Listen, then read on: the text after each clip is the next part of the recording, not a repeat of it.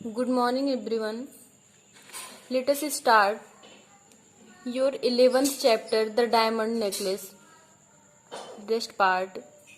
हम लोगों ने कल पढ़ा था कि जब लॉयसेल को कोई बुलाता है, जो जॉर्ज राम्पेन्यू है, उनकी कंपनी में कोई ऑर्गेनाइजेशन है, वहाँ पे वो जाने के लिए जब उनके हस्बैंड उनको इनविटेशन कार्ड देते हैं तो वो उससे प्रसन्न नहीं होती हैं. Instead of being delighted as her husband had hoped, यानी प्रसन्न होने के बजाय जैसा कि उनके पति ने उनसे उम्मीद की थी, she threw the invitation card on the table, वो इनविटेशन कार्ड को यानी आमंत्रण पत्र को टेबल पर फेंक देती हैं.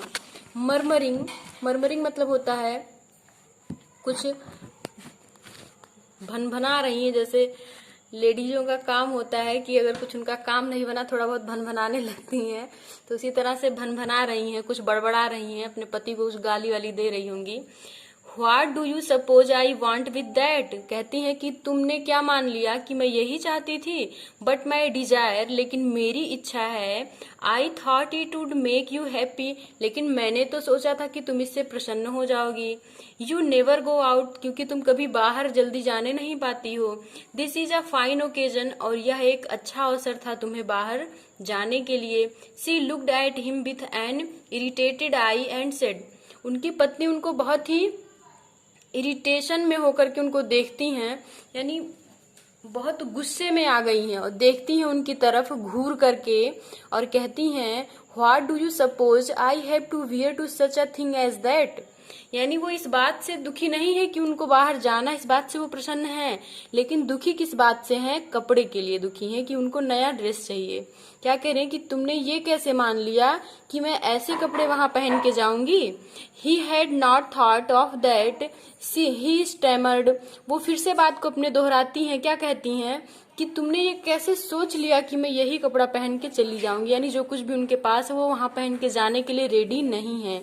Why the dress you wear when we go to the theatre, तो उनके हस्बैंड कह रहे क्यों, जो हमने कपड़ा लाया था तुम्हारे लिए, जो हम लोग थिएटर में गए थे पहन के, यानी मूवी देखने के लिए, वो ड्रेस कैसी, वो ठीक नहीं है क्या.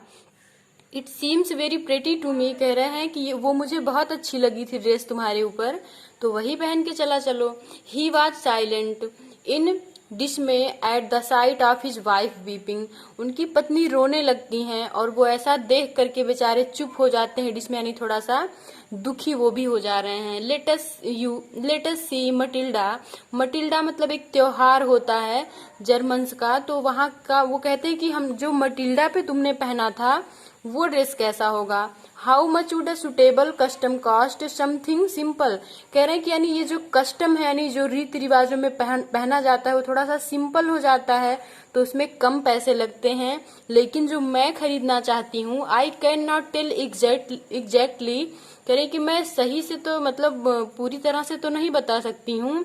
But 400 francs ought to cover it, she said, उन्होंने क्या कहा कि लेकिन लगभग 4, ये जो फ्रांसेज होती है डॉलर होते हैं, ये कह रहे हैं कि $4 लगभग लग जाएगा उसको खरीदने में, जो जिस तरह का ड्रेस मैं चाहती हूँ.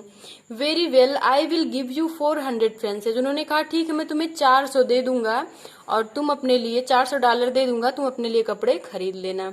The day of the ball approached and Madame Loisel seemed sad, ball approach मतलब होता है जो ओकेजन है वो धीरे धीरे करीब आ रहा है, और इस वजह से मैडम लॉयसेल बहुत ही दुखी हैं. डिस्टर्ब्ड एनॉक्सियस, यानी बहुत ही परेशान सी रह रही हैं और थोड़ी सी उत्सुक भी हैं. Her husband said to her, what is the matter with you, फिर उनके पति ने उनसे पूछा कि क्या बात है, तुम इतनी दुखी क्यों हो. एंड सी रिस्पॉन्डेड, और वो जवाब देती हैं, I am vexed not to have a jewel to adorn my self with, adorn मतलब होता है पहनना, ज्वेल मतलब होता है जेवर, यानी सोने चांदी डायमंड किसी के भी जेवर हो, और वेक्स्ड मतलब होता है परेशान होना. कह रहे हैं कि मैं इस वजह से परेशान हूँ क्योंकि मेरे पास पहनने के लिए कोई ज्वेलरी ही नहीं है, कोई गहना ही नहीं है, क्या पहन के जाऊंगी मैं पार्टी में.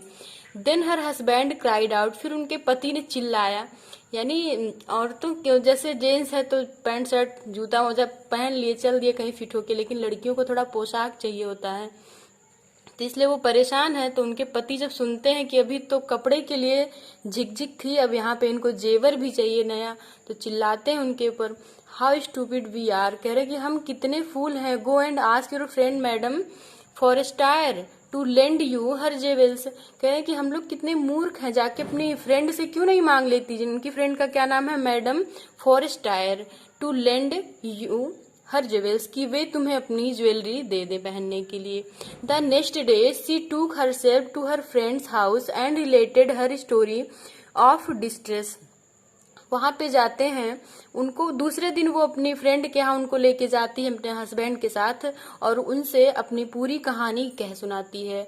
Madam Forestier took out a large jewel case, opened it and said, Madame Forestier लेके आती है एक बड़ा सा डिब्बा जिसमें उन्होंने अपने ज्वेलरी को रखा हुआ है, और उसको खोल देती हैं उनके सामने।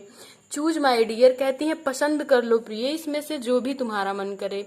Suddenly she discovered a super necklace of diamonds, और तभी मैडम मॉन्सोयर जो मैडम लॉयशल जो हैं, वो एक बहुत ही सुंदर सा सुपर यानी बहुत ही शानदार, बहुत अच्छा डायमंड हीरे का एक गले में पहनने वाला नेकलेस वो पसंद करती हैं।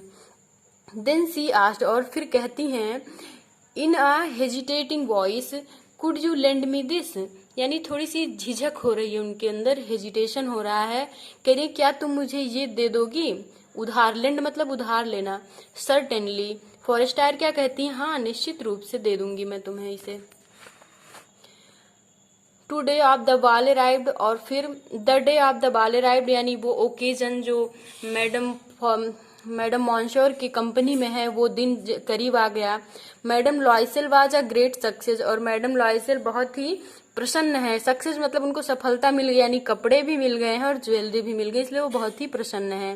सी was the prettiest of all, elegant, gracious, smiling and full of play, वो वहां पे पार्टी में जाती हैं, बेहद खूबसूरत लग रही, प्रेटीएस्ट यानी सबसे ज्यादा खूबसूरत लग रही हैं, और बहुत ही आकर्षक भी लग रही हैं।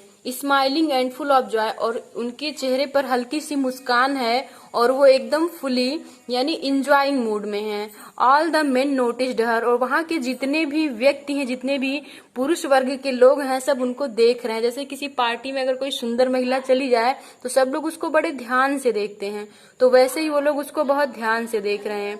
Asked her name and wished to waltz with her, उसको उनसे नाम पूछते हैं उनका, और फिर उनको वाल्ट्ज की बहुत ढेर सारी शुभकामनाएं देते हैं। वाल्ट्ज मतलब भी त्योहार ही होते हैं, यानी जिस पार्टी में वो गई हुई हैं वहां पे उनकी खूबसूरती का वो लोग वर्णन करते हैं।